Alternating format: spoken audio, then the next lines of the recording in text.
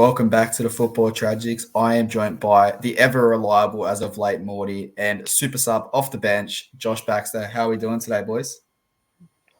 I'm doing great, mate. Yeah, not too bad. Not too bad. All right. Obviously, COVID has affected the round, so we are going to jump into TFT around the grounds to start with. Let's start with the shambolicness that was the Champions League draw. Now, Baxter, you don't have much to talk about here because your team doesn't actually compete in Europe this year. But Morty, what did you prefer, your first draw that you got out of the hat or your second draw? If I'm honest, I actually prefer the second one, considering it's the Champions League. You want to play the bigger clubs, you want to play the harder teams. You just want to go in with a bit more thing. I think it must be what City suffer every year. They get the easiest draw out of the top 16. They go into the quarters, and then they suddenly have to play someone good, and they suffer. But I'm happy with the second one, to be honest. It's got to think, Baxter, obviously, with the draw, you've got the likes of, obviously, United originally drew PSG. Then we drew Atletico Madrid. We drew Villarreal first, but let's not get into that. That was a bit shambolic. But the likes of City and Chelsea, when was the last time they got a hard draw in a round of 16 or a third round of the FA Cup? It doesn't happen, does it? Yeah, obviously they've got someone in their back pocket there.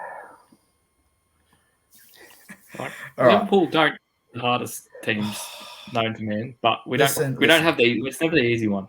Just take one for the team and lose to Inter so they don't focus on the league and Milan can come through and win it, all right? Just let them go into the Champions League. We already put Milan to the bottom of the group. Inter's behind them, so they're going to get flogged. Yeah. Mate, Inter's top of the league. I don't know what you're talking about. I've got to check your stats, Morty. All right, we'll go through quickly. All right, so I'll ask you both this. Morty, you can go first, and Baxter, you jump in. What's your thought on the offside rule going away? Obviously, there is massive Champions League games in the past where that offside rule has determined who goes through. So, Morty, what's your thought on that? It's gone. It's two legs. You mean the scored both goals? The home away goal advantage. You mean the away rule? The away rule. The away rule is gone. There is no longer the away rule. I was going to say, I don't know what offside goal we're talking about here. I knew. Don't worry about it. Just go. I don't know. I don't know how I feel because it all pretty much came about, middle of COVID sort of thing when we saw how much the results kind of changed without a crowd, and it does take it a bit away, realistically. I mean, I don't know if for instance Liverpool play at home at Anfield, we go up 4-0 at home. What's the point of the team even? Like, what fans are going to travel overseas to go watch the team? Like, I don't know. It just doesn't seem that. I don't know. I don't know how I feel about it, to be honest. Baxter? It's just a bit iffy. I like the rule. It should have stayed, but only get rid of it in extra time where the away team would score one and just sort of sit and defend and let the home team try and score two to go through. It makes it a little bit interesting, the away rule. So, yeah. I mean, I think it's going to be interesting. Obviously, we've seen teams in the past that are happy to take that 0-0 draw away from home and then try and get that 0-0 result at home and then try and scrape that one goal when they do go away. So this might find that both legs become more competitive. Both teams go from it from the start. Who knows? You can no longer rely on that away goal if you're behind. So we'll wrap up on the Champions League. I'm going to go through quickly. It's a quick fire round, Morty, so we're not taking 20 seconds like you usually do to answer a question. We're going to go through. So I'll start, Morty, PSG, Real Madrid. Who's winning it? PSG. Baxter? I'm going Real. You're going Real. I'll be at a tiebreak. I am going PSG only because I feel like it's going to be as rigged as the draw and they want a Ronaldo Messi in the next round. So moving on, the powerhouse of Sporting versus Manchester City. Baxter, surely Sporting's winning this. I'm cheering for him just because I don't want City in the next round. Like, get out. We're going City. I'm going City. No. All right. probably a little closer. Could be go either way, really. RB Salzburg versus Bayern. Morty, easy, hard. Who's going through? Bayern, pretty much walk in the park Baxter? almost. Yeah, it is a walk for Bayern. Buying all the best players in Germany. They do have. I don't get that. Like, obviously, you look at the Premier League and you never see a Salzburg are player. Austrian. Yeah, But they buy never see a player. they're buying all the best German players, and they're like, nah, just come to our club.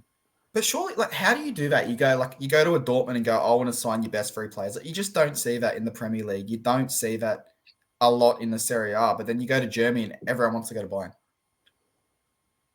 So, I mean, obviously it's interesting. They want to win titles, but I don't know. Going to a rival that just doesn't sit well with me. I'm going to ask Baxter this first because I know Morty's going to pick Inter. But Baxter, Inter or Liverpool? Who's going through? I don't like Inter. I do not like Inter, so I'm going Paul.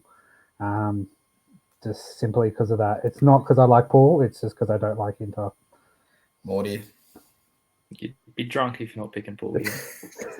Yeah, no, I mean, this is one of those games where I'd hope they both lose, but if I've got to lean towards who I want to lose more, it's definitely Inter at the moment. Only because, obviously, Liverpool are playing good football, whereas I think if Inter go through, it's going to create an ugly round of 8, and you want the best teams in the competition. So we'll move on. Somehow got the same team, both draws. Chelsea versus Lille. Morty, who's going through? Lille.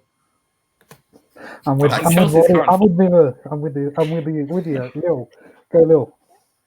I don't know. They're very underrated. They are very underrated. I don't know what has happened to Chelsea since Carrick was in charge and Sergio scored that goal. But you know what? Just for the pure banter of it, let's all jump on the Lille train. Lille's going through. We move on to Villarreal versus Juventus. Who have you got, Morty? Villarreal. And Baxter? Nah. Villarreal can't go the other team. All right, well, I'm going to stick with Villarreal because the more Serie A teams that go out, the better I feel about Milan's performance this year. So we'll move on to the big one. Baxter, you can go first. Atletico Madrid, United. This is hard. I'm going to go United just because they're English. That's it, really. Morty? They're probably the two most hated teams at this point in time. Just because I've seen the stats of Ronaldo against Madrid, I'll have to go with United. Yeah, honestly, it's an interesting one. It wouldn't surprise me if either team went in as favourites. I think Atletico probably are the favourites going into it. But like you said, you've got that Ronaldo factor. You've got Mr. Champions League himself. He loves scoring against them. So have you seen his last two games against them for the two clubs? Do you know what they were? Yeah, it's 2 hat-tricks, isn't it? Yeah, 2 hat-tricks. Yeah. So obviously, Mr. Champions League himself. And we'll move into the last tie of the round of 16. We've got Benfica versus Ajax. Morty, who are you going for here? Ajax. And Campo? Easy done. Campo, are you here, mate? You here? Oh, Campo. You know why? We'll get to why I said that. But Baxter, who are we going for? I'm going for Benfica. I just have a feeling. No, I've got too much love for Ajax. I love the way they play. They sell their best players every year, and then they somehow still perform. So is that because you're poaching their coach as well? Oh, we're poaching every single coach that wants to talk to us at the moment. We'll be linked with another 25 before the end of the season. So I'm surprised we haven't been linked to Arteta and Klopp the way these medias get onto things. But we'll move on from there. Now, we'll bring up probably one of the most notable teams going into the Europa League. Baxter, I believe you have a stat for this. You've got Barca dropping down to the Europa League. What was your stat that you had? It came across my desk the other day, and it was like the last team Barcelona were in the Europa League was the season before Messi joined Barcelona. So that was the 03-04 season. So obviously, it's a tough one because obviously you do have the likes of Dortmund down there too. But Baxter, we haven't had your say. Morty's had his say. Do you think they're favourites for this competition now, or do you think they are well and truly in the mud, knowing that they did draw Napoli in that next round? I think this is the confidence boost they need to sort of get over their slump. It's not looking good in the league. Xavi's back there coaching it. It's not too impressive, but yeah, I think Barcelona to go out and win Europa League is probably up there at $1.10, $1.09. $1.10. I'm Yeah. jumping on those odds for them not to win it if it's at $1.10. Like, Morty, Barca, Napoli, who are you backing to go through there? Napoli. Napoli. I think love it's it. honestly probably more of a stain on Barcelona's record to win the Europa League than it would be to just get knocked out of the thing. Well, I know both of you are going to love this next topic, and it will be the last topic before we jump into this week's games. Our old mates, Spurs, are they in the Conference League? Are they not in the Conference League? Who knows? Baxter, you have a bit of information here, so chuck it our way what you heard today. yeah, this also come across my desk. It was it was from UEFA. UEFA group stages. All matches have to be played before December 31st, so they can do the proper draw and whatnot before you go into the transfer window of January. Brands go on their Christmas break on December 22. So if Tottenham do want to go further into the Conference League, which it's already been drawn, they have to somehow sacrifice a league game in England to go play this game, maybe at home, maybe at somewhere else neutral where there is less COVID outbreaks. Surely, with their squad size, they can manage to fill 17 players to play this game. So, yeah. All right, Morty, if you were in Tottenham's fans' shoes, so just become Campo for about the next 20, 30 seconds. You've already got about 650 matches that you've got to catch up on in the Premier League. Surely you just go, fuck the Conference League, we'll focus on the league. What are your thoughts on that? That's a sane person's reasoning, but this is Tottenham. And there'd be nothing more Spursy to go and force this game through and go and play it in somewhere off in the middle of nowhere and still freaking lose. Like, there would be nothing more. Serious question, though. Serious question. We've got the Conference League. Oh, is it just me, or is the Audi Cup still above the Conference League? Like, this would be a step down if Spurs were to somehow win this tournament. Like, there is better well-known teams in the Audi Cup than what there is in this. Pretty much, yes. Other than Leicester coming down to it, there's actual Premier League clubs in. Well, I mean, we heard obviously Brendan Rodgers going, I have no idea what this tournament is. So there's your answer on how important this tournament is. But I think if you ask him who the Audi Cup is, I think everyone's going to know. So we'll move on there. That's TFT around the grounds. We will jump into this week's games, or what there was of those games. We'll start with Mr. Steven Gerrard, a 2-0 win against Norwich. Morty, thoughts on the game? I mean, I think Gerrard's really stepping his foot on the team. I mean, we thought it might have been just post manager sacking Blues. They're on a bit of a purple patch, but I think he's really, really starting to get the team moving, and the results are going the ways that we expected at the start of the year. So, yeah, good on them. And Norwich just suck. Like I said, I'll say it again. I'll say it every time I do it. They offer nothing in attack, nothing in defence, nothing in the midfield, nothing in the Premier League. I think they deserve to be banned for about 4 years. Let's not let them come back up. Baxter, what are your thoughts? First on obviously the result, and then on Norwich as a club in the Premier League. Well, yeah, hats off to Stevie to get another win for Villa. But if you look at the stats and you watch actually the game, Norwich actually took it to Villa here. So I'm pretty impressed with Norwich's rebound in somewhat way or shape or form. But yeah, I agree with you, Tony. 4 years ban is I think is a bit light. It needs to go harsher there. I would say at least like 7, drop down to League One like Sunderland, and yeah, fight your way back up there. All right, we'll turn on to another team that I think all of us love to watch get battered. Manchester City, 7-heaven, 7-0 versus Leeds. Baxter, is this what you expected? Did you think there was going to be more of a fight from Leeds, or is this how you thought this game was going to go? I did. I think Leeds would produce more of a fight. The only thing I liked about Leeds going onto the park was their kit, and that's it. Yeah, Rafinha, mate, you need a new club because, mate, you're going down with Leeds. And yeah, when you get two of your centre backs scoring on the field, it's pretty bad. And Leeds now 16th with teams behind them got games in hand, and they've got a better the teams behind them have better for and against. So I think Leeds are going down. See you later. Well, I'll pose this question to you, Morty. Obviously, you are a Liverpool fan. You're the only one on this podcast tonight that's probably still in that title race. Are Man City stamping their feet and their mark as favourites, or do you still think Liverpool are the favourites? No, it's probably they're probably $1.20 and $1.30 at this point each. But we've all seen City can do it on their day. Like with their squad depth, they can do this week in, week out. But I think it's a bit more, realising for Chelsea fans. I mean, they almost lost to Leeds last week, and City come out and do that to them this week. It's the same squad. I think that just proves that gap. It's widening.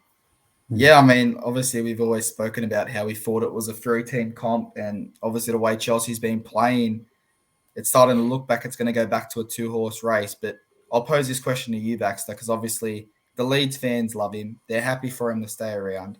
What are your thoughts on their manager? Is it time for him to go? I mean, they've been battered by Liverpool in the past. They've been battered by United twice last year and this year. They've now been battered by City. Is it time for him to go for a new coach, or is it you get relegated, okay, it's too late, let's act now? If any team gets relegated, I don't think that manager deserves to keep his job. I think every team in the Premier League is their desire is to stay up, and if you're failing to do that, I think you're walking. See you later. I don't think he has a plan B when it comes to game planning. It's just tack, and we've seen video clips of their, what is it called, death ball or whatever it's called, or murder ball, where they just go in, no rules, no nothing. Yeah. I think they're another Sheffield United 2.0, second year syndrome. They're going to drop. Okay. We'll move into who were, let's say, top of the league after, I believe it was 4 games. They're now winless in their last 12 Premier League games. Brighton 0, Wolves 1. Morty, thoughts on the result? Thoughts on Brighton? We thought they were going to be the Leicester City of a few years ago, and they've absolutely crumbled. Yeah. But the problem is Brighton, for the team they have and the team that they're putting on the park, are still doing well enough to be where they are at this point. We expected a whole lot worse. So it's as expected from Brighton. I think the start of the year was just out of the ordinary. Right, and then Baxter, Wolves coming back. Yeah, so what are your thoughts on Wolves? Obviously, they did struggle to score goals. They still are struggling to score goals, but they're getting results. So, Baxter, what's your thoughts on Wolves and then your thoughts on Brighton as a team at the moment? Well, they've got a problem up front with a aging Jimenez and a loanee from the German league. They need to find the right striker to go forward, because these 1-0 wins here and there, and does it really cut the mustard? Like, you see, like we talked about it before, City scoring 7 for fun, and yeah, I think Wolves need to look a good look at themselves and need to find this transfer window opening. They need to find a strong goal scorer. Yeah, I mean, obviously it's interesting. I did think Brighton were probably unlucky to not get at least a point out of this game. They had possession, they had the shots, but obviously Wolves took their chance, and sometimes in the Premier League, that's what you need. So fair play to Wolves, unlucky Brighton, a little cry from a pie. But we'll move on to Crystal Palace 2, Southampton 2. Morty, we didn't get to give Vieira ball credit this week. We don't get to give Southampton credit this week. Is there a player you're going to give credit to, or are they both just as terrible as each other this week? Well, we did mention that we're going to be brought down to shit football, and the shittest of all footballers, Jordan Ayew, scored. I was semi-right in that. A moment of brilliance from Ward Prowse again. The bloke he does not miss from that range. He's 10 out of 10 from that range. So I'll give him props to that. But yeah, other than that, Southampton didn't offer much. They had a freak long range goal too from Roger.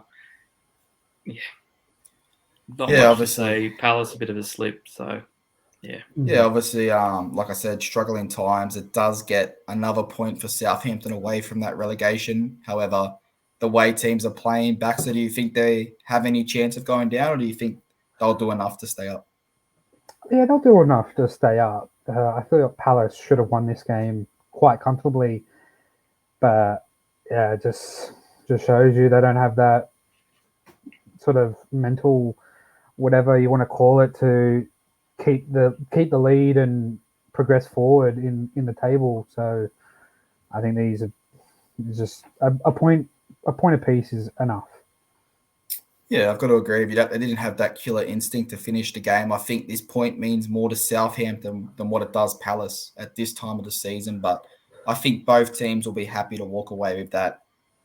One team that is happy, and you can start smiling, Baxter. You are in the top 4. Arsenal 2, West Ham 0. The Battle of London. Give us your thoughts on the game. It's good to see that we're back and forth in a comfortable position like this.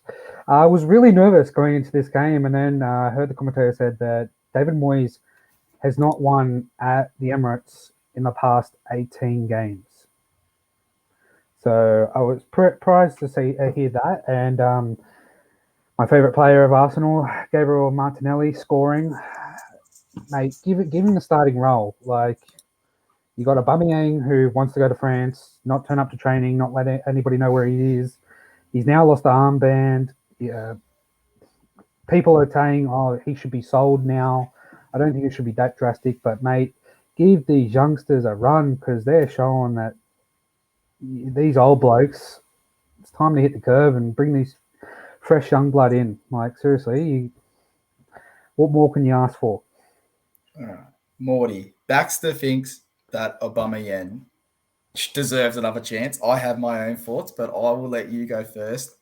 He skips training to go and get a tattoo in Barcelona the day before a game. Does he deserve to play, or is it time to piss him off and let the young players play, like Baxter said? Well, speaking from further experience, a certain other captain got, locked up, thrown into jail, causing all sorts of mayhem overseas. He's still the captain. Mate, yeah. It wasn't during season. He didn't skip a training session. He just had a bit of fun. He was on holidays.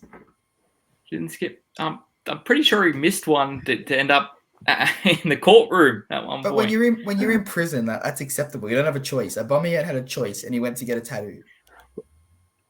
No, there's a slight dig there. Losing the armband, fair enough. I think there must be something going on slightly. There's something, because we saw it with Ozil. We saw it with.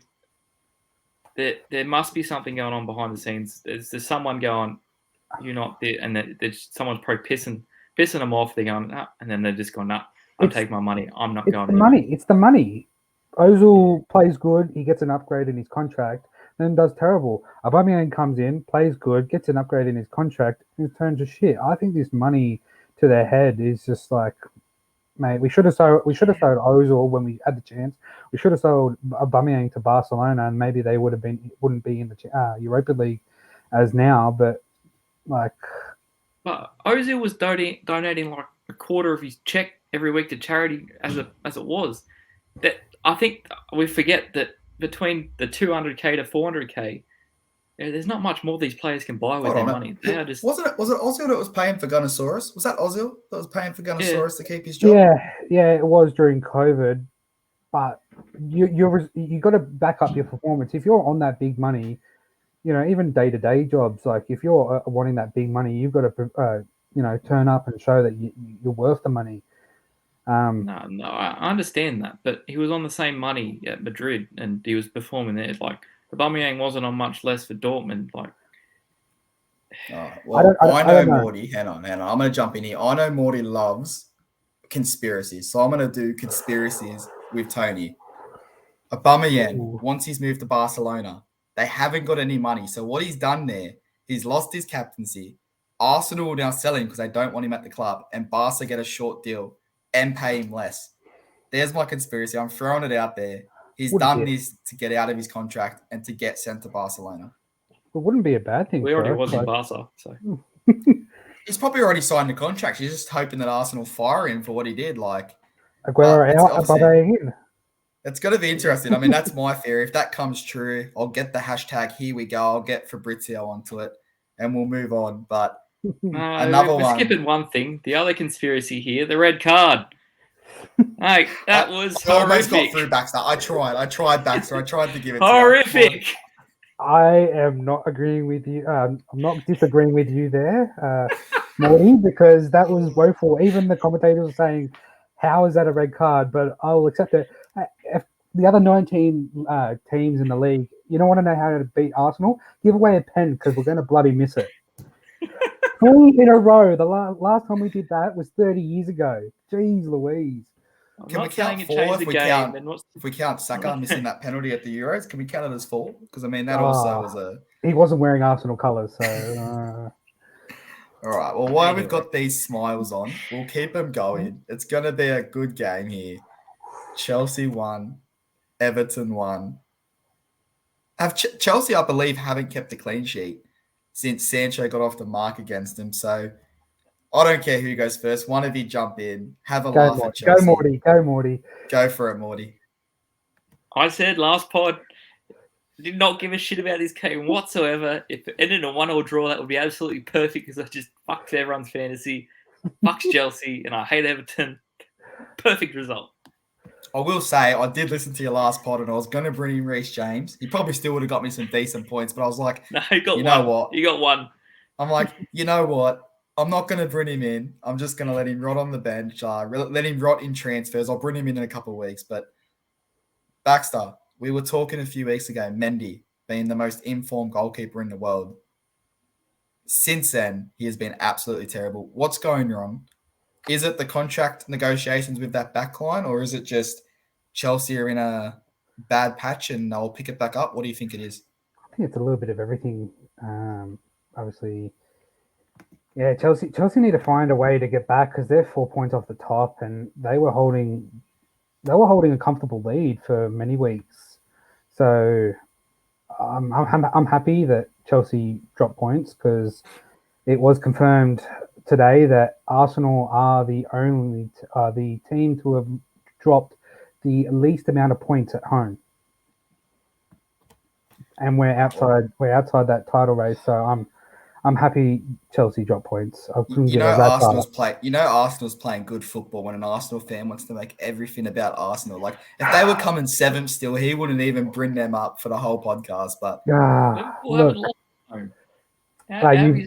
you've drawn 3 times. So if you lost 6 points, we've lost once and drawn once, resulting in a 5-point loss. Yeah, all right, fair enough. Hey. The commentators are saying it. I'm just bringing it up. That's stats with Baxter, guys. That is stats with Baxter. You don't want to attack this man. It's come across his desk. He's got his stats on his desk. I've got one more for the Liverpool game, and I'll let you go away with it, Morty, there. All right, Morty. The last game. Now, I need you to be honest here. Liverpool 3-1. Should that Jota goal have stood? Yes. So a player goes down. Have you seen the close-up of the contact? Regardless, the ref looks at a player holding his head on the floor. 2 players are on the floor. Are you telling me you're okay if that goal goes against Liverpool and it costs you a league title? Yeah, but have you seen? We'd be sitting here. No. Because afterwards, we'd be sitting here and going, well, they've milked the shit out of it in the middle of the box. They've already seen De Gea lying on the floor with an injury. We've been told the play's going ahead. There was no contact seen from the heads. All the refs are doing is watching for head contact in that situation. There's no contact with the head. That cost you a title. You're happy with it. You think it's the right call still. Mate, we've had a beach ball score against us. Oh, I've seen it all. Hold on. We ain't talking about a beach ball. We've seen Gerrard slip. Mate, we've cost ourselves. It doesn't matter about this shit. We cost ourselves the titles. We don't let this shit happen to us like that. But regardless, the other bloke was up that probably should have been the one staying down. The one still down had absolutely nothing wrong with him. The goal stood. Everyone else was still playing. No Newcastle fans rushing over to help the bloke on the ground. If he was, dead set serious, he had injury, then everyone would be, the team would be there trying to fucking hold him. Everyone knew it was just. Can I ask one question? Did the head knock happen first, and then the goal scored? Oh, I don't even know if there's a head knock. Because I didn't watch it. There was no head knock. The player coming in that got up first came over the top of him, and I think it was like a knee in the back or something. He fell over him. He landed sideways. The other one just went down to feign an injury because he thought, I think it was Kanate or Matip was the one giving him contact, and then play went on. I mean, I think it's an interesting one. Obviously, we did see De Gea. We did see the Liverpool one. And I think on first glance, I would have stopped the game if I was a referee. We don't know if they've been told to just let it continue and then VAR will intervene if there is a head knock. But obviously, we saw against Arsenal and United, if the goal does go in the back of the net, who knows what's going to happen? VAR can review it. So maybe that's what it is. Now, Baxter, I believe you did. And we'll get back to you, Morty. You had a stat for this game? Yes. Liverpool are now 100 undefeated when going into the halftime break in front. Good stat. Morty, now you're going to have some fun with this because there was a comment thrown in our group inbox about 20 minutes before Trent Alexander-Arnold found an absolute rocket into the corner. Is he, and I'll ask you two after this, Baxter, best right back in the league, in the world? All right, so I have a bit of a comment here. Trent Alexander-Arnold, on his day, could be one of the best ballers in the world, but he's not the best right back in the world. But he's a right back. So who are you giving the best right back in the world to? No, that's just the comment being through. I still say he's the best right back in the world. Oh, okay. But the second half, the bloke didn't play right back. He basically played attacking mid. And, we sit here and this person defends better or that person defends better. He does it week in, week out. He just finds a way to do things. He might have a slip, might have something, but for every goal he's conceded or cost us, he's scored 15 or assisted 15 goals. Oh, I mean, I don't think he scored 15, so I'm glad you changed that. But yeah, keep going. I mean, scored. The bloke, you go check the last five seasons, the bloke has more assists than KDB. The bloke is the top assister in the league the past 5 seasons. Yeah, but you haven't seen Eric Bailly play in the centre-back position and have 6 shots against De Gea in 2 games. So, I mean, he's not the best defender. We'll give him the best right back. He's not the best defender. But I'll leave it at that. But I got my own stat. Liverpool are the first Premier League team to knock up 2,000 wins. Well done, Liverpool. Started behind everyone else. Everton, you're in the mud. Goodbye. Thank you for coming. Thank you for that. All right. We'll Baxter, we'll give you the last and final say because the player I used to try and put forward, Wan-Bissaka, isn't even starting at United, so I don't have a say in this debate anymore. Is he the best right back in the league at this current stage? Yes or no? No. No? Who is? And why? I'm really interested in this. Joshua Kimmich. He doesn't play right back. He started off as a right back because Philip Lahm moved into the midfield. Now, mate, that bloke, and I've seen if he came to the Premier League, Philip Lahm, he would have dominated, and he would have Reece James, see you later, Wan-Bissaka, see you later, Trent Alexander, no ball. He would have dominated every bloke. He would have been better than Gary Neville. Sorry, he would have been better than all of them. And you got that bloke teaching the next bloke. Joshua Kimmich comes in, mate. Look at him; he's a beast. All right, are we giving him the best? Are we giving him the best right back in the league, Baxter? Yep. Are we giving him that? I'll give you that. All right. Well, we will leave it there. We are pushing 35 minutes, and we thought this was going to be a quick pod, so we will leave this here. We have been the Football Tragics. We will be back with obviously our preview of the next round. There won't be many games. We're not sure what COVID's doing, but Morty, thank you as always for being here. Baxter, super sub, thank you for joining us, and we'll talk to you soon. See you. Peace.